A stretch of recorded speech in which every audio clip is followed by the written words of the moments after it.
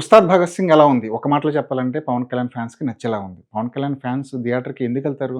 'పవన్ కళ్యాణ్' 2 గంటల పాటు తనివి తీరా చూసుకోవడానికి, 'పవన్ కళ్యాణ్' 4 స్టెప్పులేస్తే చూడడానికి, 'పవన్ కళ్యాణ్' కొన్ని పంచ్ డైలాగులు పేల్చితే చూడడానికి, సనాతన ధర్మానికి సంబంధించిన అంశాలు గాని, 'పవన్ కళ్యాణ్' హీరోయిజానికి సంబంధించిన అంశాలు గానివ్వండి, ఆ ఎలివేషన్‌లు గానివ్వండి, ఇవన్నీ చూడడానికి 'పవన్ కళ్యాణ్' ఫ్యాన్స్ థియేటర్‌కి వెళ్తారు.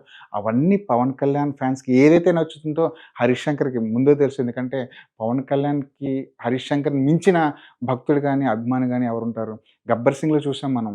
'గబ్బర్ సింగ్‌లో' పవన్ కళ్యాణ్‌ని చూపించిన విధానం నెవర్ బిఫోర్, నెవర్ ఆఫ్టర్. ఇప్పటికి కూడా 14 ఏళ్లయింది 'గబ్బర్ సింగ్' వచ్చి. పవన్ కళ్యాణ్ అభిమానులు ఇప్పటికి కూడా 'గబ్బర్ సింగ్' పేరే ఎందుకు జెప్పిస్తారంటే, తమకు నచ్చిన హీరోని తమకు నచ్చేటట్టు తెర మీద చూపించాడు 'హరీష్ శంకర్.' ఇప్పటికీ ఆ 14 ఏళ్ళైన ఈ సినిమా వచ్చి కానీ ఆ స్వాగ్ ఎక్కడ తగ్గలేదు. ఇప్పటికీ ఆ 'పవన్ కళ్యాణ్' ఫ్యాన్స్ 'గబ్బర్ సింగ్‌లోని' ఆ టైటిల్ చూసినా, ఆ పాటలు చూసినా, 'పవన్ కళ్యాణ్' చెప్పిన డైలాగులు చూసినా ఇప్పటికీ ఊగిపోతుంటారు. ముఖ్యంగా 'అంత్యాక్షరి' ఎపిసోడ్ గురించి ఇప్పటికీ మాట్లాడుకుంటూ ఉంటారు. అలాంటి సినిమాని, అలాంటి స్వాగ్‌తో 'పవన్ కళ్యాణ్' ఫ్యాన్స్‌కి నచ్చేలాగా మరో ప్రయత్నం చేద్దామన్న ఉద్దేశంతో ఇప్పుడు 'ఉస్తాద్ భగత్ సింగ్‌ని' స్క్రీన్ మీదకి తీసుకొచ్చాడు 'హరీష్ శంకర్.' కథగా చెప్పాలంటే ఇందులో కొత్త కథేం లేదు. అద్భుతమైన కథేమి 'హరీష్ శంకర్' రాసుకోలేదు. 'హరీష్ శంకర్' ముందు నుంచి గట్టిగా నమ్మిందేంటంటే, నేను 'పవన్ కళ్యాణ్' ఫ్యాన్స్ కోసం ఒక సినిమా తీస్తున్నాను. 'పవన్ కళ్యాణ్' ఫ్యాన్స్‌కి నచ్చే ఎలిమెంట్స్‌ని ఇందులో జోడించడానికి నా వంతు ప్రయత్నాలు ఏం చేయాలి అన్న దాని మీద దర్శకుడు ఎక్కువగా ఫోకస్ పెట్టాడు. దాంతోటి 'పవన్ కళ్యాణ్' ఫ్యాన్స్‌కి కావాల్సిన ఆ హంగామా, ఆ స్వాగ్, ఆ డైలాగులు, ఆ డాన్సులు ఇవన్నీ పుష్కలంగా మేళవిస్తూ ఒక ప్యాకేజ్‌గా అందించే ప్రయత్నం అయితే 'హరీష్ శంకర్' చేశాడు. ఈ విషయంలో 'హరీష్ శంకర్‌కి' 100కి 100 మార్కులు పడతాయి. 'పవన్ కళ్యాణ్' ఫ్యాన్స్ విపరీతంగా మళ్ళీ ఇంకోసారి 'హరీష్ శంకర్‌ని' భుజాల మీద మోసుకునే అవకాశం కనిపిస్తుంది. కాకపోతే సినిమా అనేది కేవలం అభిమానులకు నచ్చేలా తీస్తే కుదరదు. సినిమా అనేది అన్ని వర్గాలకి నచ్చేలాగా ఒక ప్యాకేజ్‌లాగా అందించే ప్రయత్నం చేయాలి.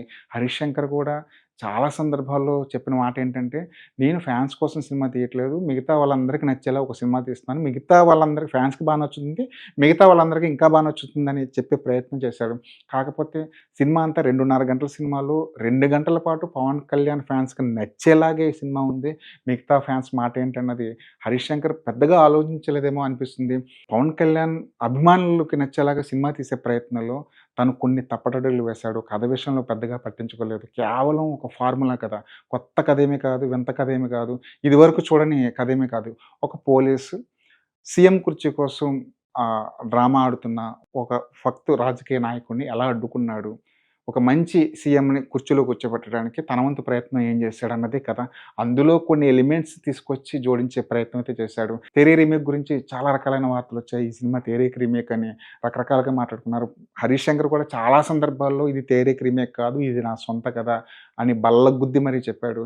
సినిమా చూస్తే 'తేరీ' ఛాయలు ఎక్కడా కనిపించవు. కాకపోతే సొంత కథ అని చెప్పుకునేంత గొప్ప కథ కూడా ఈ సినిమాలో ఎక్కడా లేదు. చాలా సినిమాల్లో ఉన్న కథలు, చాలా సినిమాల్లో ఉన్న కాన్‌ఫ్లిక్ట్స్ ఈ సినిమాలో కనిపిస్తాయి. ఒక నిజాయితీ గల పోలీస్ ఆఫీసర్ సీఎం కుర్చీ కోసం ఆడుతున్న ఆ డ్రామాలో ఎలా తన వంతు పాత్రను పోషించాడు. ఒక మంచి సీఎంని కుర్చీలో కూర్చోబెట్టడానికి, ఒక చెడ్డ సీఎంని ఆపడానికి తను ఎలాంటి ప్రయత్నం చేస్తాడన్నదే కదా! అందులో మధ్యలో కొన్ని ఎలిమెంట్స్ కొన్ని దాన్నేమంటారు ఐటెమ్స్‌ని జోడించడానికి 'హరీష్ శంకర్' ప్రయత్నించాడు.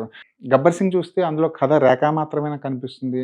మధ్య మధ్యలో 'పవన్ కళ్యాణ్' ఫ్యాన్స్‌కి నచ్చే ఎలిమెంట్స్‌ని జోడించాడు. ఇక్కడ కూడా అలాంటి ప్రయత్నం అయితే చేశాడు. ముఖ్యంగా ఆ డాన్స్‌కి సంబంధించిన ఎపిసోడ్ ఒక 5 నిమిషాల ఎపిసోడ్ 'పవన్ కళ్యాణ్' రకరకాల పాటలకి స్టెప్పులేస్తాడు.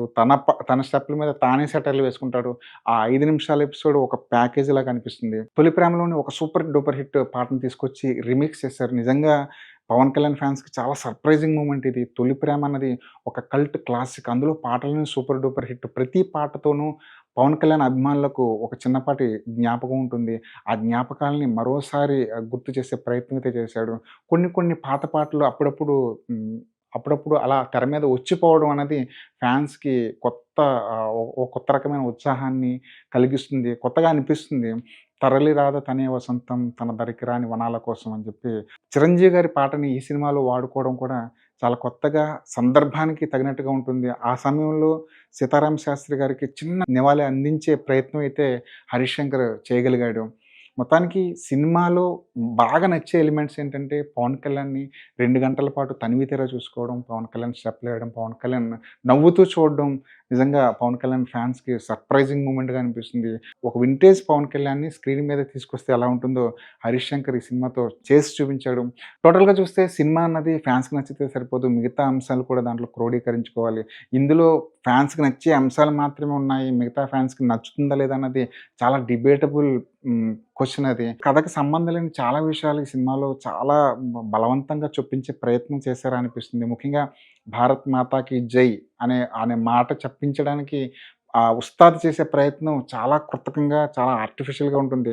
కథకు సంబంధం లేకుండా ఒక ఎపిసోడ్‌ని తీసుకొచ్చి అతికించారేమో అనిపిస్తుంది. సనాతన ధర్మానికి సంబంధించిన డైలాగులు కూడా అక్కడక్కడ వినిపిస్తుంటాయి. పాకిస్తాన్ నుంచి టెర్రరిస్టులను తీసుకొచ్చారు. ఇవన్నీ కథకి అవసరం లేని సరంజామాలా అనిపిస్తుంది. విలన్ పాత్రను ముగించే విధానం చాలా కొత్తగా ఉంటుందని చెప్పి 'హరీష్ శంకర్' చాలా సందర్భాల్లో బల్లగుద్ది చెప్పారు.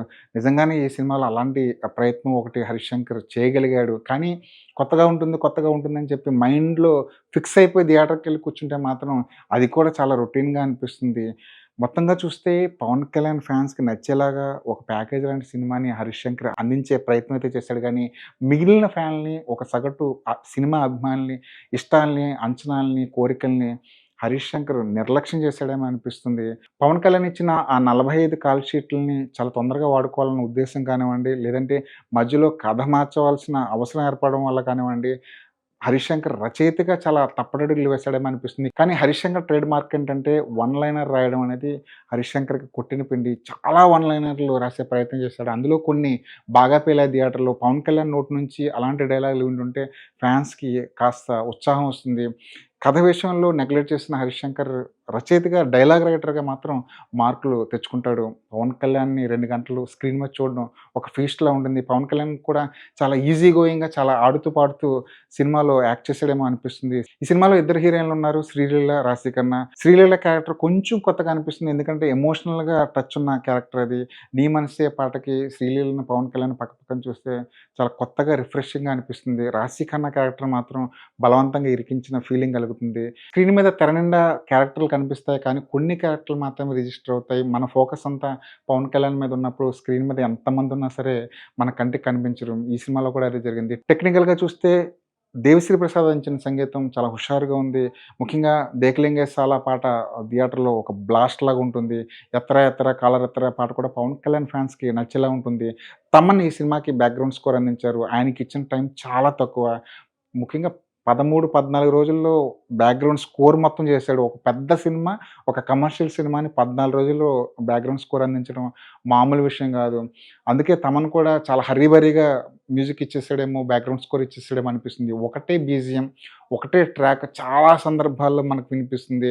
బహుశా తమన్ దగ్గర టైం లేకపోవడం వల్ల ఒక బీజీఎం తీసుకొచ్చి కట్ పేస్ట్ చేసుకుంటూ వెళ్ళిపోయాడేమో అనిపిస్తుంది. టెక్నికల్‌గా చూస్తే సినిమా 'మైత్రి మూవీస్' తీసిన సినిమా ఇది. గ్రాండియర్‌కి ఎక్కడ లోటు లేదు. ఆనంద్ సాయి చాలా భారీ సెట్స్ వేశారు. ముఖ్యంగా పాటల్లో ఆనంద్ సాయి చూపించిన ఆర్ట్ పనితనం అయితే నిలిచిపోతుంది. టోటల్‌గా చెప్పాలనుకుంటే టెక్నికల్‌గా ఈ సినిమా చాలా సౌండ్‌గా ఉంది. కానీ రైటింగ్ పరంగా వీక్ అయిపోయింది. కథ విషయంలో 'హరీష్ శంకర్' ఏదైనా కొంత మ్యాజిక్ చేసుంటే బాగుండేది. పవన్ కళ్యాణ్‌ని ఒక ఫార్ములా కథలో ఇరికించి 4 గోడల మధ్య బంధించేసాడేమో అనిపిస్తుంది. పవన్ కళ్యాణ్ లాంటి స్టార్ దొరికినప్పుడు, పవన్ కళ్యాణ్ లాంటి ఇమేజ్ ఉన్న ఒక యాక్టర్ దొరికినప్పుడు చాలా అద్భుతాలు చేయొచ్చు. కానీ 'హరీష్ శంకర్' దగ్గర టైం లేకపోవడం వల్లో, కథలో మార్పులు, చేర్పులు చేసుకుంటూ వెళ్ళడం వల్లో ఎక్కడో 'హరీష్ శంకర్‌లోని రైటర్ కాస్త తగ్గాడేమో అనిపిస్తుంది. మొత్తానికి ఈ ఉగాదికి 'హరీష్ శంకర్' ఏం చేశాడంటే పవన్ కళ్యాణ్ ఫ్యాన్స్‌కి నచ్చేలా ఒక సినిమా తీయగలిగాడు. ఆ సినిమా అందరికి నచ్చుతుందా లేదా అన్నది ఒక పెద్ద క్వెషన్ మార్క్. ఇది 'ఉస్తాద్ భగత్ సింగ్' మీద మా అభిప్రాయం. మీకేమనిపించింది? ఈ సినిమా చూసిన తర్వాత పవన్ కళ్యాణ్ ఫ్యాన్స్‌కి ఏమనిపిస్తుంది? 'గబ్బర్ సింగ్' బావుందా? లేదంటే 'ఉస్తాద్ భగత్ సింగ్' మీకెక్కువ నచ్చిందా? ఇవన్నీ ఈ సినిమా మీద మీకున్న అభిప్రాయం ఏంటో కామెంట్ బాక్స్‌లో మెన్షన్ చేయండి.